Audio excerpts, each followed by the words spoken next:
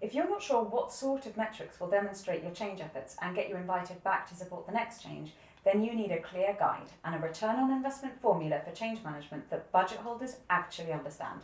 Welcome back to the Applied Change Management podcast, and if you're new here, thanks for joining. I'm Rose. I've spent over a decade working in change management and implementation, and now I run Implementation Works, where everything we do is built around a practical, applied way of delivering change.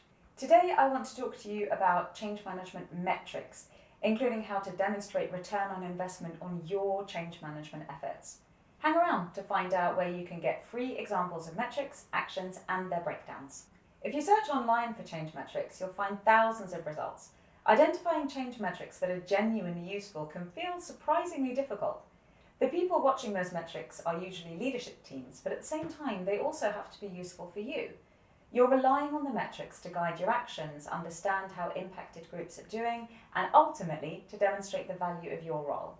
Change leads have to justify their contribution, just like project leads do. The difference is that change management is often seen as something fluffy or optional, rather than something that significantly affects delivery outcomes. Good change metrics have to do several things at once.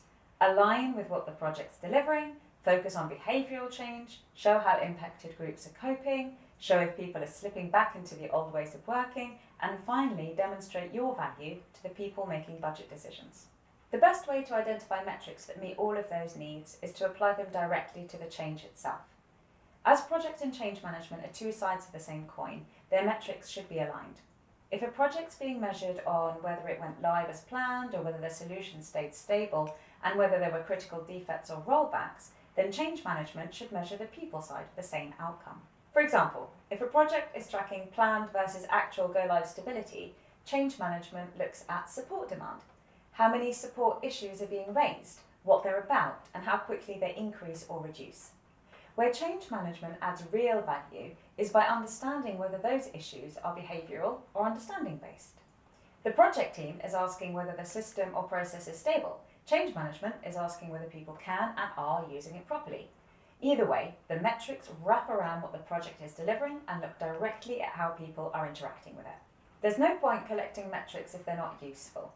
The metrics we use for change management should support us throughout implementation and into sustainment. Good change metrics show the development of behaviour over time and, importantly, tell us how our impacted groups are doing. We need to understand whether people understand why the change is happening, whether they're ready to start working differently, whether they're able to work in the new way, and how they feel about it as the change progresses. For understanding, one common metric is whether people can explain why the change is happening. That's straightforward in smaller changes, but very different when the impacted group runs into thousands. At that point, we can't go around checking if everyone can articulate what's changing and why. In those cases, representative sampling across roles, functions, geographies, and impact levels gives you far more useful insight than trying to measure everyone. A metric for measuring readiness could be self-reported readiness scores or surveys. It could be that you track people's engagement by tracking the volume and type of questions being raised. Line managers are the best people to give these signals because they sit closest to the reality of the change and are a smaller group. Are people asking how to support their teams, or are they still questioning whether the change applies to them at all? Once you move into the sustain phase, you actively start measuring stability and ability. At this point, the metrics shift away from uptake and towards whether the new way of working is sticking without continued intervention from you or others in the project or change group. A practical way to see this is through line manager confidence reporting. If managers consistently report that their teams can operate in the new way without additional support, that gives you a measurable indication that capability is stabilising.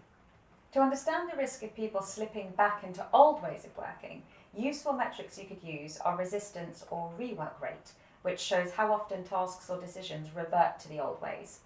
If that keeps happening, then you need to identify why it's not sticking and take action to support where you need to. Another indicator of slippage is process deviation. If people continue to use legacy tools, skip steps, or rely on workarounds, that behaviour can usually be picked up through audits, monitoring, or quality checks. As change managers, metrics help us understand where support is still needed by our impacted group and where we can step back. They also give leadership meaningful insight into how the change is actually landing. The final metric the one that shows how we have performed, can be a little bit trickier. To prove the value of your change management, you need to show that without it, things would have cost more, taken longer, or failed. One way to do that is by measuring cost avoidance after go live. You compare the disruption you would normally expect with the disruption that actually occurred, and then apply a cost to that difference.